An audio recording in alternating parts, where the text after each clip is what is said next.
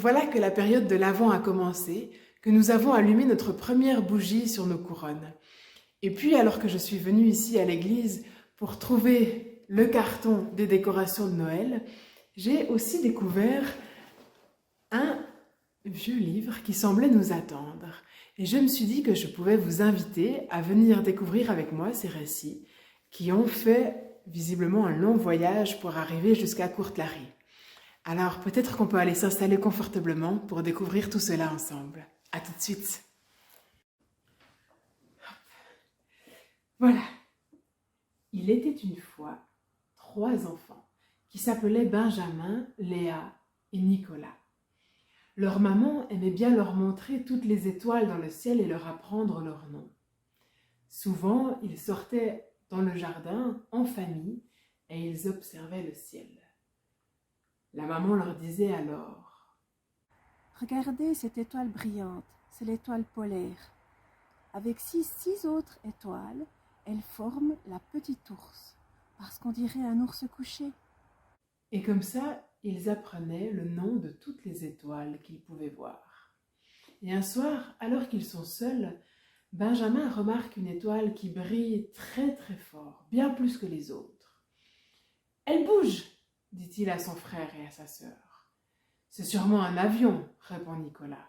« Mais non, les avions, ça clignote !» fait remarquer Léa. Comme ils sont passionnés par les étoiles et qu'ils sont très curieux, ils décident de la suivre et ils se mettent en route. Ils s'en vont dans le village et, devant l'épicerie, ils rencontrent quelqu'un qui leur demande: Où allez-vous comme ça, le nez en l'air, les enfants? « Eh bien, nous suivons une étoile qui bouge, » répond Benjamin. « Nous aimerions savoir où elle va. » Oh, mais alors, il vous faut des provisions. Voici une mandarine qui sent encore le soleil pour vous nourrir. Les enfants remercient la marchande et continuent leur chemin.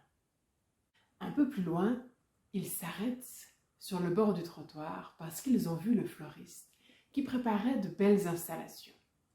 Que faites-vous donc ici, les enfants? Cette fois, c'est Nicolas qui répond. Nous suivons une étoile, elle nous montre un chemin. C'est très utile, les étoiles, pour se diriger. Prenez cette cordelette, vous pourrez y accrocher pour rester unis. Les enfants remercient le fleuriste et continuent leur chemin. Ils croisent alors une dame qui rentre chez elle. Les voyant seuls sur la route, elle les arrête et leur dit: « Bonjour les enfants, vous êtes bien loin de chez vous. Cela peut être dangereux d'être tout seul sur le chemin. Prenez ce bâton, il peut toujours vous servir à vous défendre. » Léa la remercie. Un peu plus loin, les enfants arrivent devant un atelier où il y a un grand bruit, des grandes machines qui grondent. Comme ils sont curieux, ils rentrent dans l'atelier et découvrent un menuisier qui est en train de construire quelque chose, de couper des bouts de bois.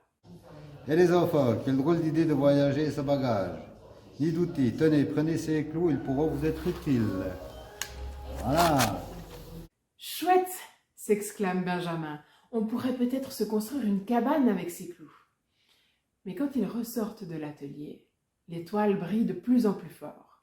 C'est vrai, la nuit commence à tomber, on la voit bien. Et ils se disent qu'il faut continuer de la suivre. Alors ils la suivent et ils sortent du village. Et ils arrivent jusque devant une petite étable. Et puis là, ils ouvrent la porte. Et dans l'obscurité, ils ne voient pas grand-chose. Mais peu à peu, leurs yeux s'habituent et ils découvrent un bœuf et un âne.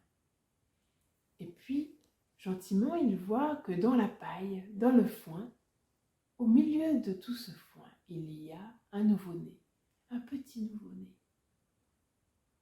Léa s'exclame: « Mais quand on va voir un bébé qui vient de naître, on lui apporte un cadeau ?» « Oui, mais nous n'avons rien à lui offrir, » lui rappelle Nicolas. Et Benjamin a soudain une idée. Et si on utilisait tout ce que les gens nous ont donné? Attendez, mais qu'est-ce qu'ils ont reçu déjà? Une mandarine. Un bâton, Une corde. Des clous. Merci. Et c'est ainsi qu'avec la mandarine, la cordelette, le bâton et les clous, Benjamin, Léa et Nicolas fabriquent un cadeau à la lueur de l'étoile. Et bien plus tard, les 3 enfants apprendront que cet enfant dans la paille, c'était Jésus. Voici l'histoire de la première décoration de Noël.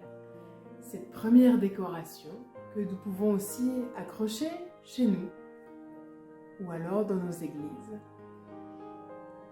Ici, il est déjà tard et je vais vous laisser là. Mais on se retrouve la semaine prochaine pour découvrir un autre récit. À bientôt!